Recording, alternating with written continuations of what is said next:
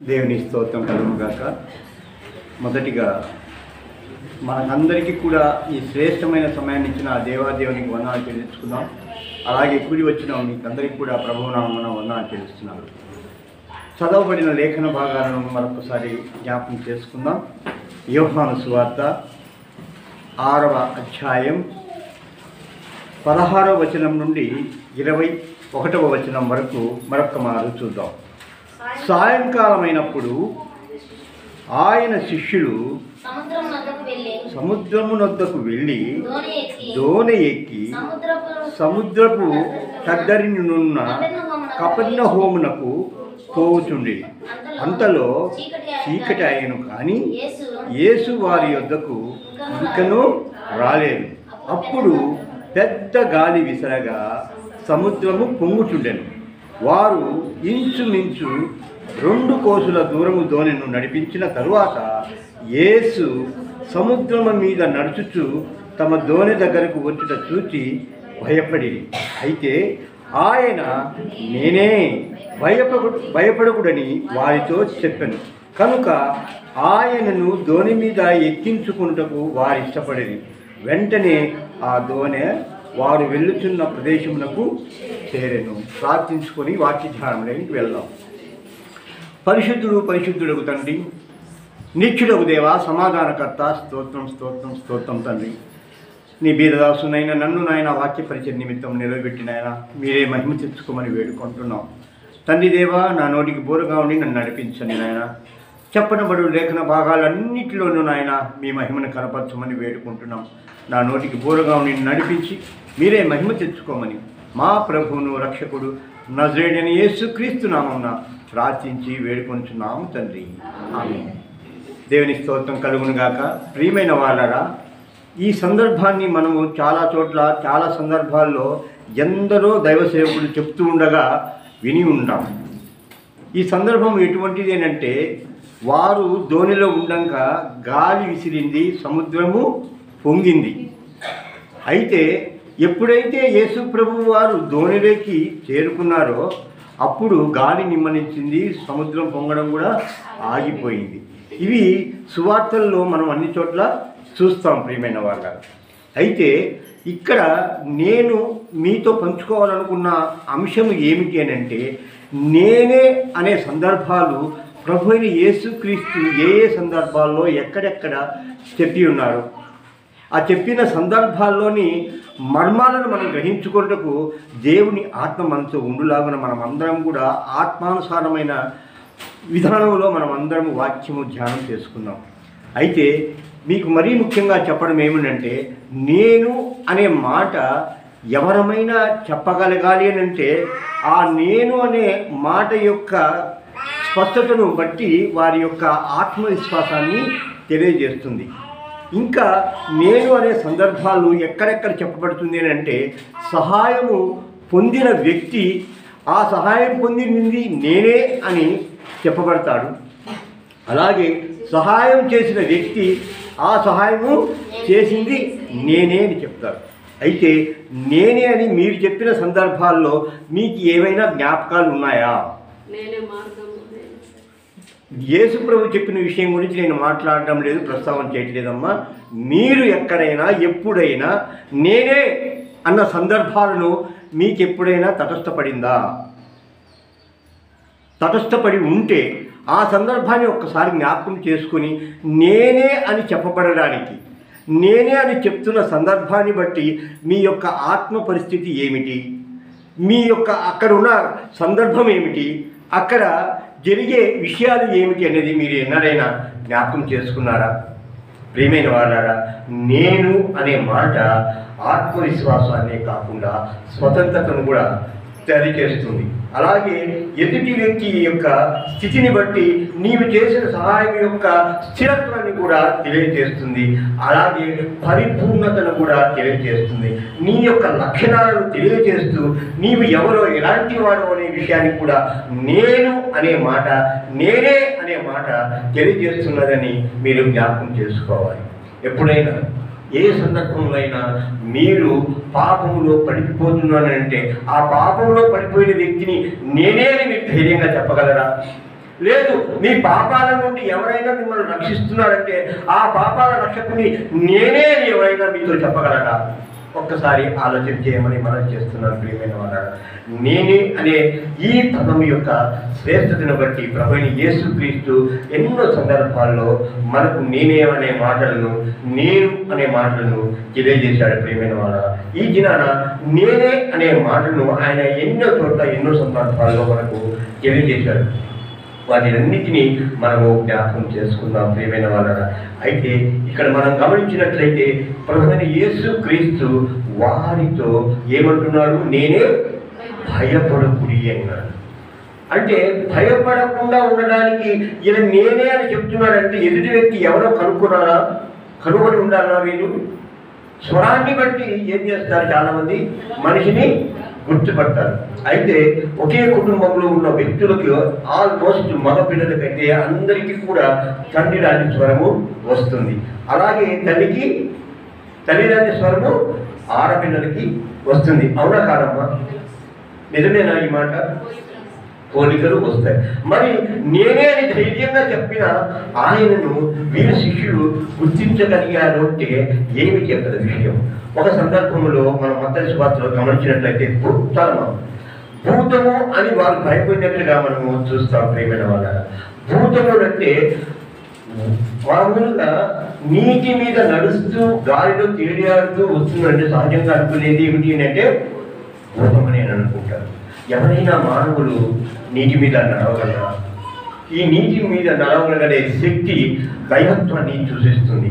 దైవత్వం ఉన్న వ్యక్తి మాత్రమే నీటి మీద నడవగలరు. నేటి దినాల్లో నీటి మీద నడుస్తున్నామని చెప్పి ఎన్నో జిమ్మికులు చేస్తున్నారు, కానీ నిజంగా వారు నీటి మీద నడవడం లేదు ప్రియమైన వాళ్ళ.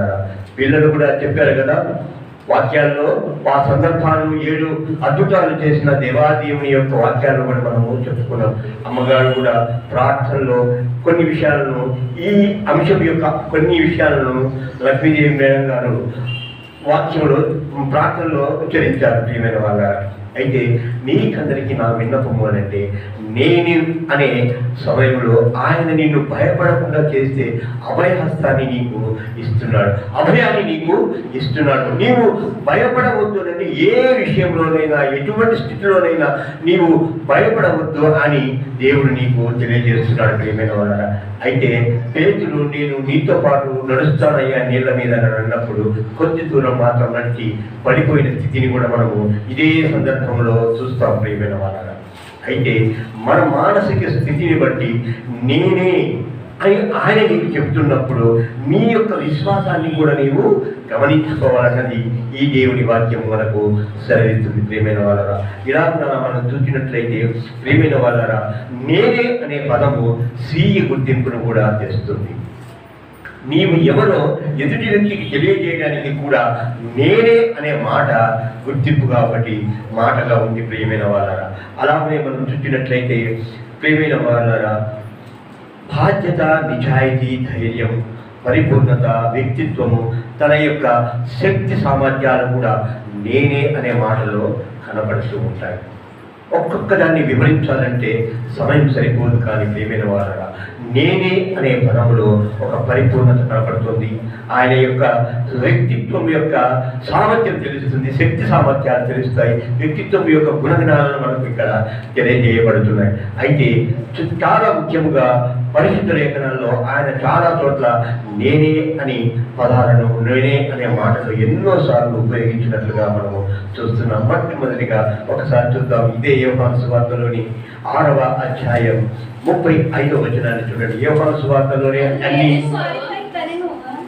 అప్పుడు యేసు అందుకు యేసు వారితో ఇట్లా నేను జీవాహారము నేనే, నా యొద్దకు వచ్చువాడు ఏ మాత్రమును ఆకలి కొనడు, నా యొద్ద విశ్వాసం ఉంచువాడు ఎన్నడూ దప్పిక కొనడు. దేవునికి స్తోత్రం కలుగును గాక. ఇక్కడ చూడండి ప్రియమైన వాళ్ళరా, జీవాహారమును నేనే అని అంటున్నాడు. ఒక వ్యక్తి జీవించాలి, ఆరోగ్యకరంగా ఉండాలి అంటే కావాల్సింది ఏమిటి? ఆహారం. ఇదే ఆత్మీయ స్థితిలో కూడా నీవు ఆరోగ్యవంతమైన ఆత్మీయ స్థితిని నీవు కలిగి ఉండాలని అంటే నీకు కావాల్సింది ఏమిటి? ఆత్మీయ ఆహారము, అదే జీవాహారం. ఆయనే ప్రభువైన యేసుక్రీస్తు. ఆయన జీవాహారంగా ఉన్నాడు. పరలోకపు మన్నాగా ఆయన దిగి వచ్చాడని ఇదే అధ్యాయంలోని 47 నుండి 51 వచనాలు చూసినట్లయితే ప్రియమైన వాళ్ళారా, ఒకసారి చదువుకుందామా? దేవుని యొద్ద నుండి వచ్చిన వారు తప్ప 47 నుండి విశ్వసించువాడే నిత్య జీవము గలవాడు, జీవాహారం నేనే. మీ పితరులు అరణ్యంలో మన్నాను తిన్నను చనిపోయి. దేవుడికి స్తోత్రం కలుగును గాక. ఇంకా చదవడమా? దీనిని తినువాడు చాలకున్నట్లు పరలోకం నుండి దిగి వచ్చిన ఆహారం ఇదే. పరలోకం నుండి దిగి వచ్చిన జీవాహారం నేనే. ఎవరైనా ఈ ఆహారం భుజించితే వారెల్లప్పుడూ జీవించును. మరియు నేనిచ్చు ఆహారము లోకములకు జీవము కొరకైన నా శరీరమే అని మీతో నిశ్చయముగా చెప్పుతున్నాను. దేవుని స్తోత్రం కలుగును గాక. చూడండి ప్రియమైన వాళ్ళరా, ఆయన శరీరే మనకు జీవాహారంగా ఉన్నదన్నది స్పష్టంగా ఆయన మాటలతో చెప్తున్నాడు. జీవాహారము నేనే అని అంటున్నాడు. ప్రతి ఆదివారము చాలా చోట్ల, అలాగనే నెలకొకసారి మన మందిరంలో కూడా మనం బల్లారాధనలో పాల్గొంటుంటాం. ఆయన శరీరానికి సాదృశ్యంగా రొట్టెను మనం తీసుకొని పూజిస్తున్నాం. పూజించుకునే ముందుగా మనము పరిశీలన చేసుకుంటున్నాం. ఆ పరిశీలన ద్వారా మనం పవిత్రపరచుకుంటూ ఆ దేవాదేవుడు మనకు శక్తిని, బుద్ధిని, జ్ఞానాన్ని ఇస్తున్నాడన్నది మనం గమనించుకోవాలి ప్రియమైన వాళ్ళ. ఇక్కడే పరలోకం నుండి దిగి వచ్చిన మన్నా ఆయనే అని చెబుతున్నాడు. మన్నా అని అంటే ఇదేమి అని అర్థంతో ఉంటుంది ప్రియమైన వాళ్ళ. అయితే ఆయన మన్నాగా ఎలా ఉన్నాడో ఏమిటి అనేది ఇక్కడ మనం ఒక్కొక్క ఆయన చెప్పిన నేనే అనే మాటను ఒక్కొక్క రోజు మనము ధ్యానం చేయవలసిన అవసరం అయితే ఉన్నది. కానీ ఇక్కడ సమయం సరిపోదు కనుక కొద్ది మాటలతోనే నేను ముందుకు సాగి వెళ్తాను ప్రియమైన వాళ్ళ. అయితే జీవాహారంగా ఆయన ఉన్నాడు అంటే మనము బాప్తిసం ద్వారా మాత్రమే ఆయన శరీరాన్ని భుజించగలుగుతామన్నది మనము జ్ఞాపకము చేసుకోవాలి ప్రియమైన వాళ్ళ. రెండవ మాటగా మనం చూసినట్లయితే యోహాను సువార్త 8వ అధ్యాయం 12వ వచనాన్ని చూసినట్లయితే, మరలా యేసు నేను లోకమునకు వెలుగును, నన్ను వెంబడించువాడు చీకటిలో నడవక జీవపు వెలుగు కలిగి దేవుడని వారితో చెప్పారు. దేవుని స్తోత్రం కలుగునుగాక. చూడండి ప్రియమైన వాళ్ళ, ఇప్పుడు మనకు ఈ కరెంటు పోయినా కూడా మనం వెళ్తున్న పక్క వారిని కూడా చూస్తున్నామా లేదా? చూస్తున్నాం. అంటే దేవుడిచ్చిన ఒక వెలుగు మనకు ఉంది. అంటే ఇక్కడ మనం గమనించినట్లయితే వెలుగులో నడిచే మనము, ఆయనలో ఉన్న మనము పవిత్రులుగా ఉంటాము. అలాగే పవిత్ర కార్యాలను చేస్తామని, పాపము నుండి దూరం అవుతాడని ఈ లేఖనాలు మనకు తెలియజేస్తున్నాయి. వెలుగు అంటే ఆయనే. ఆయనలో ఉన్న మనము ఏ పాప కార్యము చేయమన్నది ఇక్కడ మనకు తెలియజేయబడుతుంది ప్రియమైన వల్ల. ఈ అద్భుత విషయాన్ని మనం తెలియజేసుకున్నట్లయితే మన జీవన సరళిలో యథార్థత కనిపిస్తుంది. యథార్థత ఎప్పుడు కనిపిస్తుంది? చీకటిలో ఏ పని చేస్తున్నా కూడా నీకు యథార్థత ఉన్నట్లేనా? చీకటిలో ఏ పాపం చేస్తున్నా కూడా అప్పుడు నీ యథార్థను మనం తప్పించినట్లుగా ఉంటాం. యథార్థతలో లేని వారంగా మనం ఉంటామన్నది మనం గమనించుకోవాలి. మన జీవన సరళిలో మన యథార్థత ఎలా కనిపిస్తుందని అది వెలుగులో మాత్రమే కనిపిస్తుంది. అందుకే ఆయనలో ఉన్న క్రైస్తవులమైన మనకందరికీ కూడా ఆయనే వెలుగై ఉన్నాడు. లోకానికే ఆయన వెలుగై ఉన్నాడు. క్రైస్తవులకు మరి ఎక్కువగా ఆయన జీవము వెలుగై ఉన్నాడు అన్నది ఇక్కడ మనం గమనించాలి ప్రియమైన వాళ్ళ. రెండవ విషయాన్ని మరొక్కసారి జ్ఞాపకం చేసుకోండి. మనం పాపాలు చేయాలని దేవుడు చూస్తున్నాడు. ఆ వెలుగులోనే మనం ఉన్నాము. ఆ వెలుగులో ఏ తప్పిదం చేస్తున్నాడో ఆయన గుర్తిస్తాడు.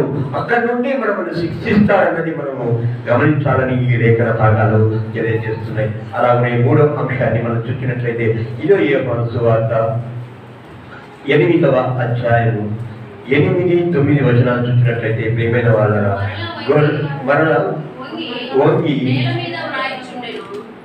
10వ అధ్యాయము 8-9 వచనాలమ్మా. గొర్రెలకు మార్గము నేనే, నాకు ముందు వచ్చిన వారందరూ దొంగలను దోచుకుని వారినై ఉన్నారు. గొర్రెలు వారి స్వరము వినలేదు. నేనే ద్వారమును. నా ద్వారా ఎవరైనా లోపల ప్రవేశించిన ఎడల వాడు రక్షింపబడిన వాడై లోపలికి పోతూ బయటికి వచ్చుతూ వేషమేయుడను. ఇక్కడ ఈ సందర్భాన్ని మీరు జ్ఞాపకం చేసుకున్నట్లయితే, మీకు ఒక సొంత ఇల్లు ఉంటే ఎలా ఫ్రీగా వెళ్ళి ఫ్రీగా వస్తారమ్మా? ఇంటిలోకి మీరు ఎంత స్వతంత్రంగా వెళ్ళి వస్తారు. అదే వేరొక ఇంటిలోకి వెళ్ళాలంటే మీకు అనుమతి ఖచ్చితంగా కావాలి. అయితే ఇక్కడ ఈ దేవుడు, మన దేవుడు మనకేం చెప్తున్నాడు అంటే, ఆయనే ద్వారంగా ఉన్నాడు. పరలోకము యొక్క ద్వారము ఆయనే. మనం పరలోకం చేరాలంటే కూడా ఆయన ద్వారా ఉండనే, ఆయన ద్వారం ఉండనే మనం వెళ్ళాలన్నది ఈ వచనం మనకు తెలియజేస్తుంది. ప్రియమైన వాళ్ళ, ఇక్కడ మనల్ని రక్షించడానికి ఆయన ఒక ద్వారంగా ఉన్నాడు. ఇక్కడ 4 గోడల మధ్య మనం ఉన్నాము అంటే ఒక రక్షణ ప్రదేశంలో మనము ఉన్నామని గమనించుకోవాలి. ప్రియమైన వాళ్ళ, ఒక దైవజనుడు చెప్తున్నాడు కదా, ఏదైతే ఈ లోకంలో ప్రకృతి విభక్తులన్నీ కలుగుతున్నాయన్నప్పుడు మనం ఏం చేసుకుంటాం? ఒక్కొక్క దానికి ఒక్కొక్క అడ్డుకట్ట వేస్తూ ఉంటాం. ఎండ పడకుండా గొడుగు కట్టుకుంటాం. అలాగే గాలి విసరకుండా కిటికీలు మూస్తాం. అలాగనే తుఫాను అవన్నీ వచ్చినప్పుడు పైకప్పులు నిర్మించుకుంటాం, గోడలు నిర్మించుకుంటాం. ఇలాగే వాతావరణాన్నింటినీ కూడా మనము అనుమతిలో మన విధానంలో ఉంచుకొని వాటి నుండి మనం రక్షణ పొందడానికి గోడలు, కొమ్మలు లేదా రకరకాలైన ఇళ్లను, కోణలను నిర్మించుకుంటూ ఉంటాం. అయితే వాటి అన్నిటికీ కూడా ఒకటి ముఖ్యమైనదిగా ఉంది. అది ఏమిటి అమ్మా? అనుమతి. దేవునికి స్తోత్రం కలుగుగాక. నువ్వు ఎన్ని నిర్మించుకున్నాను అందులోకి వెళ్ళడానికి రావడానికి ఒక మార్గము, ద్వారం ఒకటి ఖచ్చితంగా కావాలి. అయితే పరలోకము నీవు చేరడానికి సృష్టికమైన నీకు ఒక ఇల్లు నిర్మిస్తున్నాను, నీ కొరకు స్థలము సిద్ధపడుతూ వెళుతున్నానని ఆ దేవాదేవుడు నీకు అనుమతి ఇచ్చాడు కదా, నిన్ను తీసుకువెళ్తానని ఆజ్ఞ ఇచ్చాడు కదా. అటువంటి సందర్భంలో నిన్ను అక్కడికి తీసుకువెళ్ళాలి అని అంటే ఆయనే ద్వారంగా ఉన్నాడన్నది నీవు విశ్వసించాలి. ఆయన ద్వారా తప్ప నువ్వు ఆయన దగ్గరికి వెళ్ళలేవు, పరలోకము చేరలేవన్నది ఈ వచనం మనకు తెలియజేస్తుంది. ప్రియమైన వారా, అయితే ఇక్కడ మనం గమనించినట్లయితే మనం ఇంటిలో చేరినప్పుడు మనకు శాంతి, సమాధానము కలుగుతుంది. నిజమా కాదా? ఏదే మనలో ఇంట్లో ఉన్నాము అంటే, మన సొంత బంధువులైనా సరే వారి ఇంట్లో మనం ఉన్నామంటే ఎప్పుడెప్పుడు మన ఇంటికి వెళ్ళిపోతామా, మన ఇంటిలో పడి ప్రశాంతంగా శాంతి సమాధానంతో సంతోషంగా ఉన్నామా అన్న భావన మనలో ఎక్కువగా కనబడుతూ ఉంది. అవునా కాదమ్మా? కనిపిస్తుందా లేదా? ఎవరైనా ఎన్ని రోజులైనా బంధువుల ఇళ్లలో ఎన్ని రోజులు కూడా ఉండలేదు. ఎప్పుడైతే మన ఇంటికి వస్తామో అప్పుడే మనకు పరిపూర్ణ శాంతి, సమాధానం దొరికినట్లుగా అనిపిస్తుంది, నెమ్మది దొరికినట్లుగా అనిపిస్తుంది. మేము ఎన్నోసార్లు ఎన్నో ఊళ్ళు వెళ్తుంటాం, బంధువుల ఇళ్ళకి వెళ్తూ ఉంటాం. కానీ ఎప్పుడైతే మార్కాపురం బస్ స్టాండ్లో దిగి ఎప్పుడైతే ఇంట్లోకి వచ్చి అడుగు పెడతామో అమ్మయ్య అని ఒక గొప్ప నిట్టూర్పును వదులుతాం. మీలో కూడా అనుభవం కలిగి ఉండవచ్చు. అయితే ప్రియమైన వాళ్ళ, ఎప్పుడైనా ఆ శాంతి, సమాధానాల నెమ్మది కొరకు మీరు ఇంటిలో ప్రవేశం చేయాలంటే వారము కంపల్సరిగా ఉండాలి. మనమందరము క్రైస్తవమైన మనమందరము గొర్రెలుగా చెప్పబడుతున్నాం. ఆ గొర్రెల ద్వారము నేనే అని ఆ దేవాదేవుడు తెలియజేస్తున్నాడు. మన గొర్రెలమైన ఆయన ద్వారా ఉండాలే పరలోకము చేరే అవకాశం ఉందని ఈ వచనం మనకు తెలియజేస్తుంది. ప్రియమైన వాళ్ళ, అలాగే మనం గమనించినట్లయితే ఇదే అధ్యాయంలోని 11వ వచనాన్ని చూద్దాం. యోహాను సువార్త 10వ అధ్యాయం. నేను గొర్రెలకు మంచి కాపరిని, మంచి కాపరి గొర్రెల కొరకు తన ప్రాణము పెట్టును. దేవుని స్తోత్రం కలుగుగాక. ఇక్కడ గమనించినట్లయితే ప్రియమైన వాళ్ళ, గొర్రెల కాపరిగా, మంచి కాపరిగా ఆయన చెబుతున్నాడు. కీర్తనలు 23:1 చూసినట్లయితే ప్రియమైన వాళ్ళ, యెహోవా నా కాపరి, నాకు లేమి కలుగుతుందని అలాగుననే ప్రియమైన యేసు క్రీస్తు నీతో నాతో ఉన్నప్పుడు ఆయన ఎల్లప్పుడూ మనతో ఉంటారని వాగ్దానపూర్వకంగా ఇక్కడ మనకు తెలియజేస్తున్నాడు. ప్రియమైన వాళ్ళ గొర్రెల కాపర్లు ఒక చోట గొర్రెలను మేపుకుంటూ తరువాత గొర్రెల గొడ్డికి వాటిని తీసుకుని వచ్చినప్పుడు ప్రేమిన వాళ్ళగా కాపరి ఎక్కడ ఉంటాడు? గొర్రెలకు దగ్గరే ఉంటాడు, సమీపంలోనే ఆయన ఉంటాడు. ప్రేమిన వాళ్ళ ఈ వచనాలు మనము ధ్యానం చేసుకున్నట్లయితే ఆయన మంచి కాపరిగా ఉన్నాడు. ఎవరైనా దొంగల గురించి ఆ గొర్రెలను ఎత్తుకుపోయేటప్పుడు సమయంలో తన ప్రాణాన్నైనా పెట్టడానికి ఆయన సిద్ధంగా ఉంటాడని ఈ వచనం మనకు తెలియజేస్తుంది. ప్రేమైన వారు అలాగని చూసినట్లయితే 5వ వచనాన్ని మనం చూద్దాం. యోహాను సువార్త 11వ అధ్యాయము 25వ వచనం చూసినట్లయితే ప్రియమైన వారగా ఇది ఒక అందుకు యేసు పునరుత్థానమును జీవమును నేనే, నా యందు విశ్వసించువాడు చనిపోయినను బ్రతుకును, బ్రతికి నా యందు విశ్వాసమించి ప్రతి వాడు ఎన్నడూ చనిపోడు. దేవునికి స్తోత్రం కలుగునుగాక. ఇక్కడ గమనించినట్లయితే ప్రియమైన వాళ్ళ ఈ పునరుత్థానమును నేనే, జీవమును నేనే చెప్పే సందర్భము మీకు ఎక్కడైనా జ్ఞాపకం ఉందా?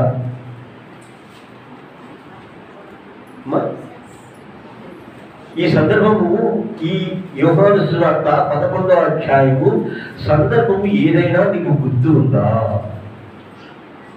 మనం ఎన్నోసార్లు మనము చాలా వాళ్ళు ధ్యానం చేసుకుని ఉన్నాం. మార్తా మరియలు లాజరు చనిపోయాడని, 4 రోజులు చనిపోయిందయ్యా, నువ్వు ముందుగా వచ్చినుంటే ఆయన బ్రతికుండేవాడు కదా అన్న సందర్భంలో ఈ మాటను ఆయన చెబుతున్నాడు. ప్రియమైన వాళ్ళ ఏమని చెబుతున్నాడు? పునరుత్థానమును నేనే, జీవమును నేనే అనే మాటని ఇక్కడ చెప్తున్నాడు. పునరుత్థానం అంటే ఏంటి? చనిపోయి తిరిగి లేవడం. మరి జీవము అంటే ఏమిటి? బ్రతికి ఉండడం. జీవము అంటే బ్రతికి ఉండడం. ఇక్కడ పునరుత్థానము లాజరును పునరుత్థానం చేశాడు, ఆయన జీవాన్ని కూడా ఇచ్చాడు. ఇలా కూడా ఆయన ఇంకొక ఇద్దరు వ్యక్తుల్ని బ్రతికించాడు. చనిపోయిన వారిని దేవాదేవుడు బ్రతికించాడు. అవునా కాదు? బ్రతికించాడు. బ్రతికించినప్పుడు ఆయన వారిని జీవింప చేశాడు. చనిపోయిన వారిని తిరిగి లేపాడు, అలాగనే వారిని జీవింప చేశాడు. అయితే ప్రియమైన వాళ్ళ ఇదంతా కూడా నిరూపణ జరగాలంటే ఇంకొక కార్యం కూడా జరగవలసి ఉన్నదని యేసు ప్రభువుకు తెలిసేది ప్రియులారా. అందువరకే ఆయన 3వ దినాన తిరిగి లేచాడు. ఇక్కడ మరణం మీద యొక్క బలం ఏమిటి, శక్తి ఏమిటి, ఆ బలమే నా చేతిలో ఉంది అని చెప్పడానికి ఆయన 3వ దినాన తిరిగి లేచాడు. ప్రియమైన వాళ్ళ పునరుత్థానం జరిగించాడు. నీకు నాకు ఆ పునరుత్థానం ద్వారా జీవం ఇవ్వడానికి ఆయన సిద్ధంగా ఉన్నాడని ఈ వచనము తెలియజేస్తుంది. ఎవరైతే మామూలుగా మరణిస్తారో వారిని తిరిగి లేపడానికి ఆయన సిద్ధంగా ఉన్నాడు. అందుకొరకు ఆయనే పునరుత్థానము నేనే, జీవము నేనే అనే మాటలను తెలియజేశాడు. ప్రేమైన వాళ్ళ మన అందరి గోల్ ఏమిటి? క్రైస్తవులందరి గురి ఏమిటి? చనిపోయి తిరిగి లేయడమేనా? అందరూ లేస్తారు, పాపులు లేస్తారు, పరిశుద్ధులు లేస్తారు. కుడి వైపున కొంతమంది ఉంటారు, ఎడమ వైపున కొంతమంది ఉంటారు. అయితే క్రైస్తవం అని చెప్పబడుతున్నాం. మన అందరి గురి ఏమిటి? పరలోకము చేరము, నిత్య జీవము పొందుకోవడం. దేవుని స్తోత్రం కలుగునుగాక. మనందరి గురి కూడా పరలోకము చేరము, నిత్య జీవము, ఆయనతో కలిసి ఉండడము, జీవించడం అనేది, ఆయనతో కలిసి కొత్త పాట పాడడం అన్నది కూడా దేవుని వాక్యము సెలవిస్తుంది. ప్రియమైన వారు అయితే మనమందరము కూడా పునరుత్థానము లేపబడతాం. పునరుత్థానము 2 రకాలుగా ఉన్నాయనేది మనకు తెలుసు. అయితే ఇక్కడ మనం వాటన్నింటిలోకి వెళ్ళడం లేదు. కానీ ప్రియమైన వాళ్ళరా, ఆ దేవాది దేవుడు చెప్తున్న పునరుద్ధానము నేనే, జీవము నేనే. మనమందరము కూడా పునరుద్ధానం అవుతామని దేవుని వాక్యము సెలవిస్తుంది. ప్రియమైన వాళ్ళరా, అలాగే మనం గమనించినట్లయితే ఆయన ఎంత శక్తి సామర్థ్యాలు గలవారు. మరణము నుండి ఎంతో మందిని లేపిన ఆయన తానే మరణము పొంది మరణం మీద తనకే అధికారం ఉందని ఈ మాటల ద్వారా ఆయన మనకందరికీ కూడా తెలియజేస్తున్నాడు. ప్రియమైన వాళ్ళరా, అలాగే చూసినట్లయితే యోహాను సువార్త 14వ అధ్యాయము 6వ వచనాన్ని చూసినట్లయితే యేసు నేనే మార్గము సత్యమును జీవమును నా ద్వారానే తప్ప ఎవరు తండ్రి యొద్దకు రాడు. చాలు. ఇక్కడ మనం గమనించినట్లయితే ప్రియమైన వాళ్ళరా, యేసు నేనే మార్గమును సత్యమును జీవమును. ఇంతకుముందు అంతా మనము ద్వారము మార్గం గురించి తెలుసుకున్నాం. ఇంకా వివరంగా కావాలా చెప్తే వింటామయ్యా, మేము వినడానికే కదా వచ్చామని చెప్పుకుంటున్నాం. దేవుని స్తోత్రం కలుగునుగాక. అయితే ప్రియమైన వాళ్ళరా, తండ్రి చేత ఏర్పరచబడిన ఏకైక మార్గము ఎవరు అంటే ప్రభువైన యేసుక్రీస్తే. ఆ మార్గము తప్ప నీవు తండ్రిని చేయడానికి వేరే మార్గము లేదు. అలాగే మనము చూసినట్లయితే ప్రియమైన వాళ్ళరా, సత్య మార్గము అంటే మనము యథార్థత కలిగిన జీవితము చేస్తూ సత్యములో ఎల్లప్పుడూ అబద్ధమానని జీవితంలో, అబద్ధికులు కాకుండా ఉండే జీవితంలో సత్యంలో మనం నడిచేవారంగా ఉండాలన్నది దేవుని వాక్యము సెలవిస్తుంది. అలాంటి మార్గంలో మనం నడవాలని దేవాది దేవుడు చెప్తున్నాడు. ప్రేమైన వాళ్ళ అయితే ఈ మార్గము జీవ మార్గముగా ఉండాలన్నది, జీవ మార్గం అంటే మనం జీవించే విధానంలోని సత్య మార్గంగా ఉండాలన్నది దేవాది దేవుడు మనకి ఇక్కడ తెలియజేస్తున్నాడు. ప్రేమైన వాళ్ళ అలాగే మనము చెప్పినట్లయితే ఆయన మనకు తెలియని మార్గంగా ఉన్నాడు. ఎవరైనా మీలో ప్రభువైన యేసుక్రీస్తు నాకు బాగా తెలుసని చెప్పగలిగిన వారు ఎవరైనా ఉన్నారా? ఎవరు లేదు. అయితే ఇక్కడ తోమ అడుగుతున్నాడు ఆ సందర్భంలో, అయ్యా నీవు వెళ్ళే మార్గము మాకు తెలియదే, మేము ఎలా రావాలి నీతో పాటు అని చెప్పిన సందర్భం అది. ప్రియమైన వాళ్ళ అయితే నేను వెళ్ళే మార్గము మీకందరికీ కూడా తెలుసు, అందుకే నేనే మార్గమును, నేనే సత్యమును, నేనే జీవమునై ఉన్నాను అన్నది ఇక్కడ దేవాదేవుడు తెలియజేస్తున్నాడు. అయితే తోమకు ప్రశ్న వచ్చింది, నువ్వు వెళ్తున్నావు కదా, వెళ్ళే చోటు మాకు తెలియదే, నేను ఎలా రావాలి అని అన్నాడు. నేనే కదయ్యా మార్గము అని ఈ సందర్భంలో తెలియజేసినట్లుగా మనము చూస్తున్నాం. ప్రేమైన వాళ్ళ అలాగే మన జీవితాల్లో మనము మన మార్గాల ద్వారా, మన సత్యం ద్వారా మన జీవాన్ని ప్రతిబింబించే వారముగా ఉండాలి. అందుకే అర్థము లాంటి జీవితము నీకు ఉండాలన్నది ఆ దేవాదేవుడు తెలియజేస్తున్నాడు. యేసుక్రీస్తు ఏడామని జీవించాడో అలాంటి జీవితము, ఆయన జీవితాన్ని ప్రతిబింబజేసే జీవితం నీతిగా ఉండాలి. అందువరకు నేనే సత్యమును, నేనే మార్గమును, నేనే జీవమునై ఉన్నానన్న మాటలు మనం ఎల్లవేళలా జ్ఞాపకం చేసుకుంటూ ఉండాలన్నది దేవుని మాటగా ఉంది. ప్రియమైన వాళ్ళ అలాగే నేను చూసినట్లయితే పరలోకము మనకు నిత్య జీవము ఇచ్చేది ఆయనే అన్నది మనకి ఇక్కడ తెలియజేయబడుతుంది. మనకు నిత్య జీవము ఈ లోకంలో ఉంటుందా?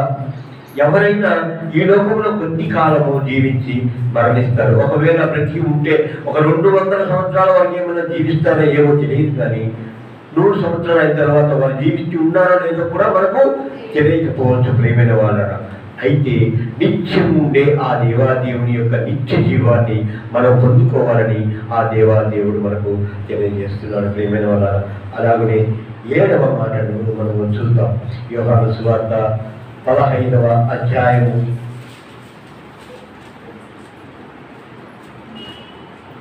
1వ వచనాన్ని చూద్దాం. ప్రియమైన నేను నిజమైన ద్రాక్షావళిని, నా తండ్రి వ్యవసాయకుడు, నాలో ఫలింపని ప్రతి తీగను ఆయన తీసి పారవేయుడు. ఫలించు ప్రతి తీగ మరి ఎక్కువగా ఫలింపవలని దానిలోని పనికిరాని తీగలను తీసి నేను దేవునికి స్తోత్రం కలుగుగాక. చూడండి ప్రియమైన వాళ్ళరా, ఇంతకు ముందు ఇదే వచనాన్ని అమ్మగారు కూడా మీకు వాక్యం ద్వారా చెప్పినట్లుగా నాకు గుర్తు. మీకు గుర్తుందో లేదో తెలియదు, కానీ నాకు మాత్రం చాలా బాగా గుర్తుంది. అయితే ఇక్కడ కొన్ని విశేషాలను దేవుడు నాకు ఇచ్చిన తలాంతులను మీతో పంచుకోవాలని నేను ఇక్కడ ఆశపడుతున్నాను. మొదటిగా గమనించినట్లయితే ఆ దేవాది దేవుడు నేను నిజమైన ద్రాక్ష వల్లిని అంటున్నాడు. ద్రాక్ష తీగను మీలో ఎవరైనా చూశారా? దేవుని స్తోత్రం. తీగతో మీరు ద్రాక్ష గుజ్జుని కోసుకున్నారా? కోసుకున్నారా? ఆ తీగలు ఎలా ఉంటాయో ఒకసారి చెప్పగలరా నాకు? సన్నగా గట్టిగా ఉంటాయి. ఎండిన ఆ తీగను ఎప్పుడైనా చూసారా? ఆ తీగలో ఎండిపోయి ఉంటుంది ఒకటి. అలాంటివి ఎప్పుడైనా చూసారా? అవి ఫలించని తీగలు. అయితే ఇక్కడ మనం గమనించినట్లయితే ప్రియమైన వాళ్ళరా, వ్యవసాయకుడు ఏం చేస్తాడు? పంట పండాలి అని అంటే కావలసిన అన్ని వనరులు ఆ మొక్కకు ఇస్తాడు, అందిస్తాడు. అయితే ఆ మొక్క పొందుకున్నా కూడా వాటిలో కొన్ని ఏమవుతాయంటే కొన్ని ఎండిపోయి, కొన్ని పచ్చగా ఉండి, కొన్ని కొంచెం ఎండి కొంచెం పచ్చగా ఉంటాయి. వాటిని ఏం చేస్తాడు వ్యవసాయకుడు? తీసి వేస్తాడు. అంటే ఇక్కడ మనం గమనించాల్సింది ఏమిటంటే, మనము ఫలించకుండా ఉన్నాము అని అంటే మనల్ని ఆయన తీసివేస్తాడన్నది మనము జ్ఞాపకము చేసుకోవాలి. అయితే నేను ఈ తీగ గురించి చదువుకున్నప్పుడు ప్రియమైన వాళ్ళగా కలుపులుగా వస్తుంది, తీగలు ఉంపుడుగా వస్తుంది. కలుపులు ఎక్కడైతే వస్తాయో అక్కడ ఉంపుగా ఒక తీగ వస్తుంది. ఆ తీగ ఎంత పచ్చగా ఉంటే అంతగా ఫలించేదిగా ఉంటుంది. ఆ కలుపులు ఎప్పుడైతే వాడిపోయి ఉంటుందో అది ఫలించని మొక్కగా కనబడుతుంది, తీగగా కనబడుతుంది. ప్రియమైన వాళ్ళ, ఈ తీగ తీసివేస్తే అది తిరిగి ఫలిస్తుందా? ఫలించదు. ఆ తీగ ఎప్పుడైతే ఆ ద్రాక్షావళితో కలిసే ఉంటుందో అప్పుడు మాత్రమే అది ఫలించేదిగా ఉంటుంది. ఇక్కడ ద్రాక్షావళి ఎవరు? యేసు ప్రభువు. తీగలు ఎవరు? మనం. అయితే మనం ఎక్కడ ఉండాలి? యేసు ప్రభువులోనే ఉండాలి. ఆయనతోనే ఉంటేనే, ఆయనతో ఐక్యంగా ఉంటేనే నీవు ఫలించేదిగా ఉంటుంది. ఇక రెండో విషయాన్ని కూడా మనం ఇక్కడ చాలా జాగ్రత్తగా జ్ఞాపకం చేసుకోవాలి. ప్రియమైన, నువ్వు ఫలింపు అని అంటే ఒక ద్రాక్ష కాయలో ఎన్ని విత్తనాలు ఉంటాయి? చెప్పండి, గట్టిగా చెప్పండి. 2 లేదా 3, 4 ఉన్న సందర్భాన్ని ఎప్పుడైనా చూసారా? లేదా ఉంటాయి. ఇత్తనం లేని కాయలు కూడా చూసింటారు కదా, అవి వేరు. అయితే ఇక్కడ విత్తనాలు కలిగిన వాటిని మనం గమనించినట్లయితే ప్రియమైన వారగా మనము ఆ విత్తనాల వారిగా ఉండాలి, ఆ కాయ లాంటి వారముగా ఉండాలి. మనం ఫలిస్తున్నామంటే మనతో పాటు 2, 3 కూడా ఫలింపజేయగలిగిన వారంగా ఉండాలన్నది ఇక్కడ మనం గమనించాలి. దేవుని స్తోత్రం కలుగునుగా. హల్లెలూయా. ప్రియమైన వాళ్ళారా, ఒక అంశాన్ని మనము ధ్యానం చేస్తున్నామనంటే దానిలో ఎన్నో గొప్ప విషయాలను ఆ దేవాదేవుడు నీకు నాకు బయలుపరుస్తాడు. అయితే ఆ తీగకు అంటు కట్టబడినప్పుడు పనికిరాని తీగలన్నింటి కూడా కత్తిరించి వేస్తారు. మరి నిన్ను నన్ను కత్తిరించే స్థితిలో మనం ఉన్నామా? కత్తిరించకుండా దేవుడితో కలిసి దేవుడితో ఐక్యతగా ఉండే వారముగా మనం ఉన్నామా లేదా అన్నది మనం గమనించుకోవాలి. ప్రియమైన వాళ్ళ, ఆయనే నిజమైన ద్రాక్షావళి. 2వ వచనంలో మరొకసారి చూద్దాం. ప్రియమైన వాళ్ళ, నాలో ఫలింపని తీగను ఆయన తీసి పారవేయను. చూడండి ప్రియమైన వాళ్ళ, ఫలించకపోతే తీసి పారవేస్తాడు. తీసి పారవేసే స్థితిని నీవు నేను కలిగి ఉన్నామంటే ఎందుకు పనికిరాని వారమని మనము జ్ఞాపకము చేసుకోవాలి. ఆ తీగ పారవేస్తే ఏమైనా దానితో ఫలితం అనేది ఉంటుందా? కొన్ని చెట్లను ఆకులను తీసి పారవేస్తే అది ఎరువుగా మారుతుంది, కానీ ఇది ఎక్కువగా ఫలించని తీగ, సన్న తీగ ఏమి వస్తుంది? దాని నుండి ఎంత ఎరువు వస్తుంది? ప్రియమైన వాళ్ళ, ఒకవేళ అది గుళ్ళి ఏమైనా మార్పు చెందాలనుకుంటే కూడా పెద్దగా ఫలితము ప్రయోజనం లేని తీగగా కనబడుతుంది. ఆయన తీసి పారవేసి తీగగా నీవు ఉన్నావేమో, నేనున్నానేమో ఒక్కసారి మనము ఆత్మ పరిశీలన చేసుకోవాలని దేవుడు మనకు హెచ్చరిక చేస్తూ ఉన్నాడు. తర్వాత మాటలు మనం చూద్దాం. ఫలించే ప్రతి తీగ మరీ ఎక్కువగా ఫలింపబడని దానిలోని పనికి రాని తీగలను తీసివేయదు. మనలో పనికి రాని తీగలు చాలా ఉంటాయి ప్రియమైన వాళ్ళ. మన బుద్ధిపూర్వకంగా అయితేనేమి, మన క్రియలపూర్వకంగా అయితేనేమి, రకరకాల ఆయన ఆలోచనలతో అయితేనేమి మనకు ఫలించని వారంగా ఉంటామేమో. ఒకవేళ ఫలించే వారంగా ఉంటే ఇంకా ఫలించాలని ఆ దేవాదేవుడు ఎలాగా మనలో ఉన్న చెడు తలంపులను కానీ, చెడు ఆలోచనలు కానీ, చెడు క్రియలన్నింటినీ కూడా ఆయన తొలగించేవాడుగా ఉన్నాడు. తీసివేసి తనకు అనుకూలంగా నిన్ను మలుచుకునే దేవుడుగా ఉన్నాడన్నది మనం ఇక్కడ గమనించుకోవాలి. అయితే మనం ఏం చేస్తున్నాను, ఏ క్రియ చేస్తున్నాను, మనకు దేవుని మహింపరిచే వారముగా మనం ఉండాలన్నది ఇక్కడ మనకు బయలుపరుస్తున్న దేవుడు వాక్యం.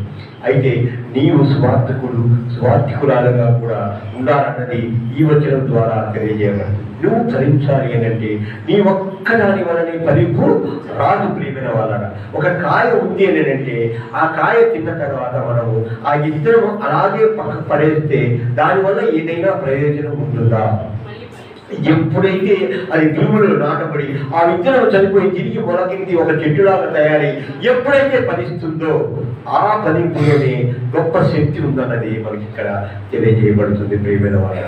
చెట్టు పేరు చెప్పుకొని కాయలు చెప్తుంటారు కదా, సామెత కూడా ఉంది. ఆ చెట్టులో ఫలాన్ని బట్టి దాని యొక్క శ్రేష్టత అనేది తెలియజేయబడుతుంది.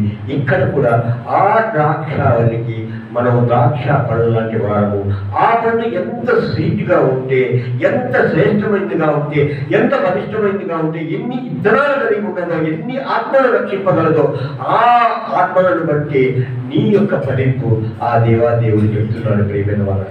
అయితే నీవు నేను ఫలించే వారంగా ఉన్నామా లేక ఫలింపు లేని వారంగా ఉన్నామన్నది మరొకసారి మనలో పరిశీలన చేసుకోమని ఆ దేవాదేవుడు తెలియజేస్తున్నాడు. ఇంతవరకు మనం ఎన్నో సందర్భాలను మనం చూస్తున్నాం. నేనే అని చెప్పిన మాటలు ఏమేమిటమ్మా? జీవాహారము నేనే, గొర్రెలకు ద్వారము నేనే, అమ్మా జీవమును వెలుగును నేనే, నిత్య జీవమును నేనే, నేనే మార్గమును, నేనే సత్యమును, నేనే జీవమును, నేనే పునరుత్థానమును జీవమును. ఇంకా నిజమైన ద్రాక్షావళిని నేనే అని చెప్తున్నాడు దేవాదేవుడు. మరి మీలో ఈ అంశాల్లో మీరు ఏ కోవకు చెందిన వారో ఆలోచన చేసుకోండి. ఏలాగున దేవుని మనలో మనము ఆయనతో ఐక్యంగా ఉండగలమో ఆలోచన చేసుకోండి. ఆయన జీవము మార్గము ఉన్నప్పుడు ఆయన మార్గంలో మనం నడుస్తున్నామా లేకపోతే మన మార్గంలో మనకిష్టమైన మార్గంలో మనం నడుస్తున్నామా అన్నది మనం ధ్యానం చేసుకోమని మనం చేస్తున్నాను ప్రియమైన వాళ్ళ. అయితే ఇంకా చాలా సందర్భాల్లో ఆయన నేనే అని చెప్పిన సందర్భాలను ఎన్నో పరిశుద్ధ లేఖనాలు మనం తెలియజేయబడుతున్నాయి. వాటిలో కొన్నిటిని మనము పరిశీలన చేసుకుందాం ప్రియమైన వాళ్ళ. లూకా సువార్త 24వ అధ్యాయం 38, 39 వచనాలను చూస్తాం. అప్పుడు ఆయన మీరెందుకు కలవరపడుచున్నారు? మీ హృదయంలో సందేహమును ఉండనేలా నేనే ఆయనను అనుటకు నా చేతులను నా పాదములను చూడుడి, నన్ను పట్టి చూడుడి, నాకున్నట్లుగా మీరు చూచుచున్న ఎముకలను మాంసమును భూతమున ఉండవని చెప్పి తన చేతులను పాదములను వారికి చూపెను. దేవునికి స్తోత్రం కలుగును గాక. ఈ అమ్మాయి మార్గంలో ఇద్దరు వ్యక్తులతో ప్రయాణం చేస్తున్న సందర్భంలో పునరుద్ధారం జరిగిన తర్వాత మొదటిగా ఈ అమ్మాయి ప్రాంతంలో ఆయన ఆ నడకలో చూసిన వారికి ఆయన చెప్తున్న మాటలు ప్రియమైన వాళ్ళ. వారు అంటున్నారు కదా ఎంఐ మార్గంలో, మేము క్రీస్తు చనిపోయాడు, ఆయన బాధ పెట్టారు, ఆయన గొప్ప వ్యక్తి, ఆ విషయం నీకు ఇంకా తెలియదానని ఆయనకే చెప్తున్నారు. అయితే మీరు ఇంకా అనుమానిస్తున్నారు. నేనే ఆయన అన్నప్పుడు వారి కళ్ళు తెరవబడ్డాయి. వారు అప్పుడు ఆయనను చేతి వారు చూసుకొని ఆయన యేసుక్రీస్తు అని విశ్వసించారు ప్రియమైన వాళ్ళ. అయితే ఆయన ముందుగా చెప్తున్నాడు కదా, నా పాదములను నా చేతులను చూడండి అంటే దేని కొరకు ఆ పాదములను చేతులను ఆయన చూపించినట్లు ప్రియమైన వాళ్ళ, ఆయన శిలువ మరణము పొందిన యేసు ప్రభు నేనే అని చెబుతున్న సందర్భాన్ని అక్కడ తెలియజేస్తున్నాడు ప్రియమైన వాళ్ళ. అయితే ఇక్కడ చాలా జాగ్రత్తగా గమనించినట్లయితే నీ పాపముల కొరకు నా పాపముల కొరకు ఆయన గాయాలు పొందిన వారిగా ఉన్నట్టుగా మనం ఇక్కడ చూస్తున్నాం. భూతానికి ఎముకలు కండరాలు ఉండవు అని స్పష్టంగా ఇక్కడ ఆయన తెలియజేస్తున్నాడు.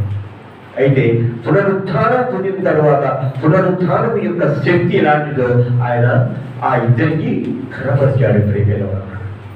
చాలా జాగ్రత్తగా అక్కడ సందర్భాలు మనం చూసినట్లయితే చాలా విషయాలను మనకు దేవాదేవుడు తెలియజేస్తున్నాడు. అలాగనే మనం చూసినట్లయితే యోహాను సువార్త 18వ అధ్యాయము 8వ వచనం చూసినట్లయితే శిష్యులను విడిపించుటకు యేసు వారితో నేనే ఆయననని మీతో చెప్పితిని కనుక మీరు నన్ను వెతకుతున్నారు, వీరిని పోనీయుడని చెప్పారు. దేవునికి స్తోత్రం కలుగునుగాక. ఇక్కడ మనం గమనించినట్లయితే గెత్సేమనే తోటలో వారు ఆయన్ను బంధించడానికి వచ్చినప్పుడు ఆ సందర్భంలో ఆయన చెప్తున్న మాటలు మనం జాగ్రత్తగా గమనించినట్లయితే ప్రియమైన వాళ్ళ మరొకసారి ఆ వచనాన్ని చదువుకుందాం. యేసు వారితో నేనే ఆయనని మీతో చెప్పి తిని కనుక మీరు నన్ను వెతుకుతున్న ఎడల వీరిని పోనీయుడి అని చెప్పారు. ఎవరు పోనీయాలి? ఎక్కడి నుంచి? శిష్యులను పోనీయాలి. అంటే మొదటిగా మనం ఒక విషయాన్ని జ్ఞాపకం చేసుకున్నాం ప్రేమలో, నేను మంచి కాపరిని. ఇక్కడ తనతో పాటు ఉన్న శిష్యులను రక్షించడానికి ఆయన చెప్తున్న మాట చూడండి. మీరు వెతకవచ్చిన వ్యక్తిని నేనే అని మీరు అనుకుంటే నన్ను తీసుకువెళ్ళండి, కానీ వారిని మాత్రము పోనీయుడి అని ఇక్కడ చెప్పిన సందర్భాన్ని మనం చూస్తున్నాం ప్రేమల వల్ల. అయితే ఆ కాపరి తన ప్రాణాన్ని తానుగా అప్పగించడానికి కూడా సిద్ధపడిన వారిగా ఉన్నట్లుగా ఇక్కడ లేఖనాలు తెలియజేయబడుతున్నాయి ప్రేమల వల్ల. తన శిష్యులను రక్షించడానికి ఆయనే ముందుగా మీరు వెతుకుతున్న వ్యక్తి నేనే అయితే ఆయనను నేనే అని చెప్పి తానుగా ఆయన అప్పగించుకున్నట్లుగా సిపాయికులతో అప్పగించుకున్నట్లుగా మనం ఇక్కడ చూస్తూ ఉన్నాం. ఆయనే మంచి కాపరిగా ఉన్నట్లుగా ఇక్కడ చూస్తున్నాం. గొర్రెల కొరకు ప్రాణం పెట్టి మంచి కాపరి ఆయనే నేనే అని స్పష్టంగా నీకు నాకు తెలియజేస్తున్నాడు. మరి నీ పాపాల కొరకు నా పాపాల కొరకు ఆయన ప్రాణం పెట్టే దేవుడిగా ఉన్నాడు అన్నది మనం గమనించాలి ప్రియమైన వాళ్ళగా. అలాగే మనం చూసినట్లయితే మార్కు సువార్త 14వ అధ్యాయం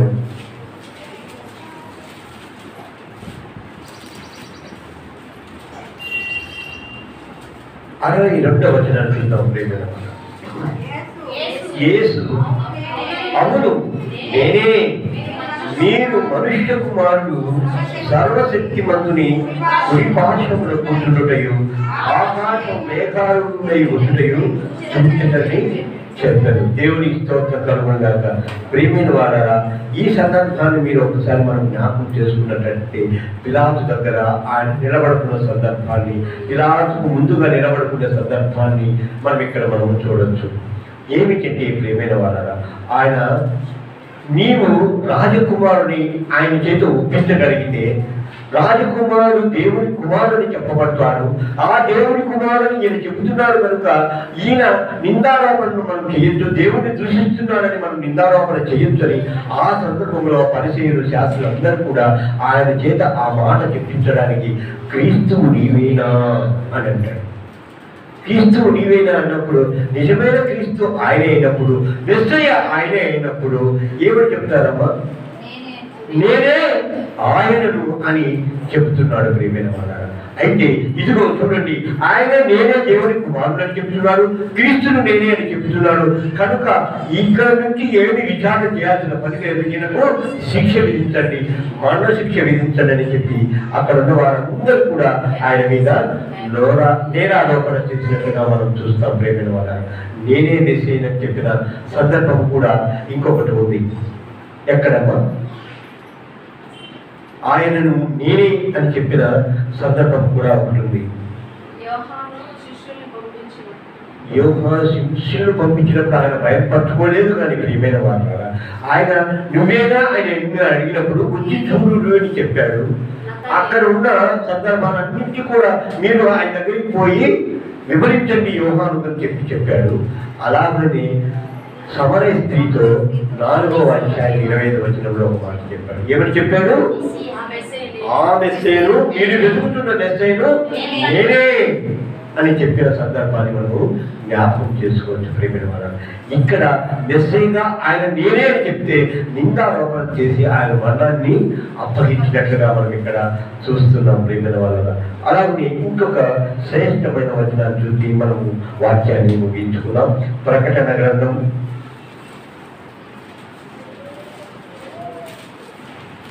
22వ అధ్యాయం 12వ వచనాన్ని చూద్దాం. ఇదిగో మరలా వచ్చుచున్నాను, వాని క్రియల చొప్పున ప్రతి వానికి నేను సిద్ధపరిచిన జీవితం నా యొద్ద ఉన్నది. నేనే అల్ఫయు ఒమేగయు, మొదటి వాడను కడపటి వాడను, ఆదియు అంతమునై ఉన్నాను. దేవునికి స్తోత్రం. ఇక్కడ మనం గమనించినట్లయితే ప్రేమైన వాళ్ళరా, ఎంత శ్రేష్టమైన మాటలను మనకి ఇక్కడ దేవుడు తెలియజేస్తున్నాడు. ఇదిగో త్వరగా వచ్చుచున్నాను. ఆయన మేఘారూఢుడై వస్తాడు. ఆ మేఘారూఢుడై వచ్చిన ఆయన ఎలాంటి సందర్భంలో మనం అందరినీ తీసుకొని పైకి వెళ్ళిపోతాడు. పైకి వెళ్ళిపోయిన తర్వాత అక్కడ తీర్పు దినము ఒకటి ఉంటుంది. ఆ తీర్పులో నీవు నేను నిలబడతాము. మనమందరం కూడా తీర్పు తీర్చబడతాము. అయితే అందరము నశించిపోతాము, కానీ ఆయన మాత్రమే నిత్యము నిలుచువాడుగా ఉన్నాడు. అల్ఫా ఒమేగా నేనే అని ఆయన చెబుతున్నాడు. ప్రియమైన వాళ్ళ, ఈ భూమి సృష్టించాడు. ఈ భూమిని నాశనం చేసిన తర్వాత కొత్త భూమి, కొత్త ఆకాశంలో సృష్టించాడు ఆయన. అయితే అప్పుడు ఉన్నది ఆయనే, ఇప్పుడు ఉంటున్నది ఆయనే, ఇక ముందు కూడా ఉండబోయేది కూడా ఆయనే అన్నది వాక్యం మనకు చాలా స్పష్టంగా తెలియజేయబడుతుంది. ప్రేమైన వాళ్ళ, అబ్రహాం కంటే ముందుగా నేనే ఉన్నానని చెప్పిన సందర్భాన్ని మనము చూస్తాం. ఇదే యోహాను సువార్త 58వ అధ్యాయం 58వ వచనంలో అబ్రహాం కంటే కూడా నేను ముందు ఉన్నవాడని అని దేవుడు మనకు తెలియజేస్తున్నాడు. అల్ఫా ఒమేగా నేనే అని ఇక్కడ ప్రకటన గ్రంథంలో నీకు నాకు తెలియజేస్తున్నారు ప్రియమైన వాళ్ళ. అయితే నేనే అని నీవు చెప్పగలిగిన సందర్భాలను ఈ వచనాలలో మనము నేర్చుకున్న ఈ వచనాల్లో నేనే అని ఏ సందర్భమైనా మీకు జ్ఞాపకం వస్తుందా? నేనే ఆ పాపాలు చేశానని ఒప్పుదల మీలో కనబడుతుందా?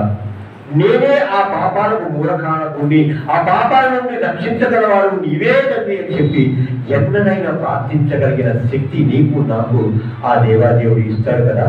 ఇచ్చిన తర్వాత వాటి నుండి నువ్వు దూరపరచుకోవడానికి నీవు నేనేనయ్యా, పాపాత్ముని నేనేనయ్యా, నీ పక్కన బంధం పొందిన వ్యక్తిని నేనేనయ్యా అని ఎన్నడైనా పశ్చాత్తాపానికి నీవు పూనుకున్నావా? పశ్చాత్తాపంలో నీవు నిలబడ్డావా? ఆలోచన చేయండి ప్రేమైన వాళ్ళారా. నేనే అని నీకు జీవమిచ్చే ఆ దేవాదేవుడు, సర్వశక్తి కలిగిన ఆ దేవాదేవుడు నిన్ను రక్షించడానికి తను తానే అర్పించుకొని ప్రాణాలు పెట్టిన ఆ మంచి కాపరికి నీవు నేనే అని చెప్పే సందర్భం ఏదైనా నీ జీవితంలో ఉందో లేదో ఒక్కసారి పరిశీలన చేసుకోవాలని మనం చేస్తున్నాను ప్రేమైన వాళ్ళ. ఇక్కడ మన జీవితాల్లో నేనే అని చెప్పే సందర్భాలు ఏమైనా లేకపోవచ్చు. ఇదే యోహాను సువార్తలోని 6వ అధ్యాయము 20వ వచనం ఒక్కసారి చూడండి ప్లీజ్. అయితే ఆయన నేనే భయపడుకుని వారు చెప్పాను కనుక ఆయనను ఎవరి మీద ఎక్కించుకుని వారి ఇష్టపడి వెంటనే వారు వెళ్తున్న ప్రదేశంలో చేరేది. చూడండి ప్రియమైన వాళ్ళ, ఎప్పుడైతే ఆయన ధోని ఎక్కాడో అక్కడ ఉన్న వాతావరణం అంతా సమాధానపడింది, శాంతపడింది, నెమ్మదించింది. అలాగనే ఎటువంటి అశాంతి లేకుండా అక్కడ కనపడింది. అయితే ఆయన ఎక్కిన ధోని వెంటనే ఎక్కడికి చేరింది? వారు ఎక్కడైతే వెళ్ళాలనుకున్నాడో అక్కడికి చేరింది. మరి నీవు నేను ఈరోజు క్రైస్తవులమని చెప్పబడుతున్న మనం అందరం కూడా ఎక్కడికి వెళ్ళాలని ఆశపడుతున్నాం? పరలోకం వెళ్ళాలని ఆశపడుతున్నాం. మరి మార్గం ఏమిటి? యేసే. అవునా? యేసే అయినప్పుడు మన జీవితాల్లో మనకు కావాల్సింది ఏంటంటే ఆయన మార్గంలో మనము నడవాలి, ఆయన వెలుగులో మనం ఉండాలి. ఆయన యొక్క నిత్య జీవాన్ని, సత్యాన్ని మనం అన్ని చోట్ల ప్రచురించే వారంగా, ఆయనతో అంటుకట్టబడి ద్రాక్ష ఫలాలుగా ఫలించే వారంగా ఉండాలన్నది దేవుడి వాక్యము సెలవిస్తుంది. ప్రియమైన వాళ్ళ, ఇక్కడ మనం గమనించినట్లయితే అక్కడ ఉన్న పరిస్థితులను బట్టి మనం గమనించినట్లయితే ప్రియమైన వాళ్ళ, యోబు గ్రంథము 9వ అధ్యాయము 8వ వచనాన్ని ఒక్కసారి జ్ఞాపకం చేసుకుందాం. ప్రియమైన వాళ్ళ, ఆ దేవాదేవుడు మాత్రమే నీటి మీద నడవగలని ఇక్కడ ఈ వచనం మనకు తెలియజేయడం. ఆయన ఒక్కడే ఆకాశ మండలములను విశాలపరచువాడు, సముద్ర తరంగం మీద ఆయన నడుచుచున్నాడు. చాలా ఇక్కడ మనం గమనించినట్లయితే ప్రియమైన వాళ్ళ, ఇప్పటికి సైంటిస్టులు ఈ ప్రపంచం అంతా కూడా పెద్దదవుతుందంటారు, పెద్దదవుతుందని చెప్తున్నారు. ఇప్పటికీ ఎన్ని కోట్ల సంవత్సరాల అవతల ప్రపంచం ఉందో ఇంతవరకు సైంటిస్టులు కనుగొనలేదు. ఈ వచనాన్ని బట్టి మనం జ్ఞాపకం చేసుకున్నట్లయితే ప్రపంచము విస్తరింపబడుతుంది, ఎంతో విస్తరింపబడుతుంది. ఆ విస్తరింప చేయగలిగిన వ్యక్తి ఎవరు అని అంటే దేవుడి. అయితే ఈ చలముల మీద నడవడానికి శక్తి కలిగిన మానవుడు కానీ ఇంకొకరు కానీ ఎవరు లేడు. కానీ ఆయన మాత్రమే నీటి మీద నడవగలిగిన వారన్నది దేవుని వాక్యము సెలవిస్తుంది. ప్రియమైన వారు, మరి అద్భుత కార్యుడైన, అద్భుత శక్తి కలిగిన, మహామహిమాన్వితుడైన దేవాది దేవుణ్ణి నీవు విశ్వసిస్తున్నావో లేదో ఆలోచన చేయమని మనం చేస్తున్నాను. అయితే ఆయనే సత్యము, జీవము, మార్గమునై ఉన్నారు. ఏ యొక్క శక్తి కానీ, ఏ యొక్క బలమైన కార్యాలు కానీ చెయ్యని సందర్భాలను దేవుడు తెలియజేస్తున్న మాటలు నేనే నేనే నేనే అని చెప్తున్న సందర్భాలను మీరు ఎల్లప్పుడూ జ్ఞాపకం చేసుకోవాలని ఆశపడుతున్నారు. ప్రియమైన వాళ్ళ, దేవాది దేవుడు కూడా నీ కొరకు, నా కొరకు ఆయన ఏమిటో, ఆయన శక్తి ఏమిటో, ఆయన దైవత్వం ఏమిటో ఇక్కడ తెలియజేయబడుతుంది. ఆయన యొక్క వ్యక్తి నిన్ను ఎలాగ రక్షించగలడో, ఎలా శక్తిమంతుడో ఆయన పునరుత్థానం ద్వారా నీకు తెలియజేయబడ్డాడు. ప్రియమైన వాళ్ళ, అలాగే నీకు నిత్య జీవం ఇవ్వడానికి ఆయన మీద విశ్వాసముని ఉంచితే చనిపోయినను బ్రతుకువారుగా ఉంటాము, బ్రతికి ఆయన యందు నిత్య జీవం పొందుకునే వారుగా ఉంటామన్నది దేవుని వాక్యము సెలవిస్తుంది. ప్రియమైన వాళ్ళ, అయితే మనకందరికీ ఆశ ఏమిటంటే నిత్య జీవము పొందుకోవాలన్న ఆశే ఉంటుంది. కానీ నిత్య జీవానికి కావలసిన మార్గాలను మాత్రం మనము ఎంచుకోను, ఆ మార్గాల నుండి మనము ముందుకు సాగము. అయితే పరిశుద్ధ లేఖనాల్లో చాలా స్పష్టంగా ఆ దేవాదేవుడు తెలియజేస్తున్న మాటలను మనమందరం ఎల్లవేళలా జ్ఞాపకం చేసుకోవాలని దేవాదేవుడు తెలియజేస్తున్నాడు. ప్రేమైన వల్ల ఈ దినాన మీకు ఒక ప్రశ్న వేయాలని నేను ఆశపడుతున్నాను. అయితే ప్రభుని యేసుక్రీస్తును మీరు ఎంతవరకు తెలుసుకున్నారు? ఆయన వ్యక్తిత్వం ఏమిటో మీరు ఎంతవరకు తెలుసుకున్నారు? ఈరోజు ఒక తల్లి గారు నన్ను ఒక ప్రశ్న అడిగారు. దేవుణ్ణి తెలుసుకోవాలంటే ఏంటి, దేవుని ఎదగాలంటే ఏం చేయాలి అన్నాడు. ఏం చేయాలమ్మా? ఒక వ్యక్తిని మనం తెలుసుకోవాలి అని అంటే ఏం చేయాలి? ఆయన ఎక్కడున్నాడో తెలుసు. ఇప్పుడు కొత్తగా మనకు ఒక కలెక్టర్ గారు వచ్చారు, ఆయన కలెక్టర్ ఆఫీస్లో ఉంటాడు. తెలుసు మనకు కలెక్టర్ ఆఫీస్లో కలెక్టర్ గారు ఉంటారు. అయితే ఏంటి ఉపయోగం? ఆయన ఎలాంటి వాడు మీకు ఎవరికైనా తెలుసా? ఆయన గురించి ఏం తెలుసుకుంటారు? ఆయన లక్షణాలు, ఆయన అధికారాలు తెలుసుకుంటారు. ఎప్పుడైతే ఆయన పూర్తిగా మీరు గ్రహించాలని అనుకుంటారో ఆయనతో సహవాసము చేయాలి, ఆయనతో సాంగత్యము చేయాలి. ఆయన యొక్క అలవాట్లను గమనించుకోవాలంటే ఆయన ఎప్పుడు నడవాలి ప్రేమైన వాళ్ళ. అప్పుడు మాత్రమే ఆయన నీకు దొరికేవాడుగా ఉంటాడు.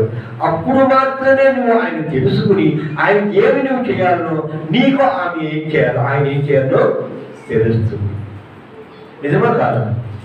ఇప్పటికి చాలా మంది భార్యలు వాళ్ళ భర్తలు ఒప్పుకోరు. నేను కాబట్టి ఆయనకు ఇన్నాళ్ళు భార్యగా నేను ఉన్నాడంటారు. అలాగే భర్త కూడా నేను కాబట్టి నేను ఇన్నాళ్ళు భరించానమ్మా, ఇంకొకరైతే ఎప్పుడో వదిలేస్తారు. వీటన్నిటినీ పక్కన పెడితే ప్రియమైన వాళ్ళ, ఈ దినాన నీవు ఎంత పాపం చేసినా భరించే ఆ తండ్రి నీ దగ్గరే నిలిచి ఉన్నాడని అంటే ఆయన గ్రహించుకునే శక్తి నీకు లేదా? గ్రహింపుకు తెచ్చుకునే భావం నీలో కలగట్లేదా? ఆలోచన చేయండి ప్రియమైన వాళ్ళ. మనం ఎప్పుడైనా ఎవరినైనా కూడా కొద్దిపాటి నిర్ణయంతోనే తీర్చేస్తూ ఉంటాం. అందుకే దేవాదేవుడు ఏమంటాడు అంటే తీర్పు నీవు తీర్చవద్దు, ఆ తీర్పు తీర్చే పని నాకు అప్పచెప్పు అని అంటున్నాడు. మరి మనం ఏం చేస్తాం? వెంటనే ఒక తీర్పు తీర్చేస్తాం. ఫలానా ఆయన, ఫలానా ఆమె, ఇటువంటి ఆమె, ఇటువంటి ఆయన అని వెంటనే తీర్పు తీర్చేస్తాం ప్రేమైన వాళ్ళ. కానీ ఇక్కడ దేవాదేవుడు చెప్తున్నాడు, నేనే నేనే నేనే, అన్నిటికీ నీకు నేనే, నేను తప్ప వేరొక దేవుడు నీకు నేనే. 3:14 నిర్గమకాండం 3:14 ఒక మాట ఉంటుంది, నేనే ఉన్నవాడను అనువాడను అనే మాట. ఇంగ్లీష్లో ప్రియమైన వాళ్ళ ఐ యామ్ అని ఉంటుంది. ఐయామ్ అంటే నేను అనే అర్థం కూడా ఉంటుంది కదా. నేనే అని ఖచ్చితంగా చెప్పగలిగిన మాట తెలుగులోనే చాలా స్పష్టంగా కనబడుతుంది. నేనుకు నేనే అనే మాటకు చాలా వ్యత్యాసం కూడా కనబడుతుంది ప్రేమైన వాళ్ళ. ఒక మాట, అయ్యా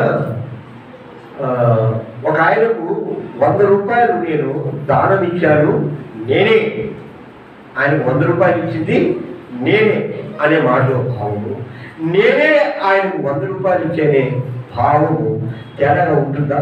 తేడా కనబడుతుందా? మీకు కనబడుతుందమ్మా? సందర్భము అక్కడ ఉన్న పరిస్థితి అంతా కూడా ఒకటిగానే ఉంది. కానీ ముందు చెప్పే మాట ఏంటి?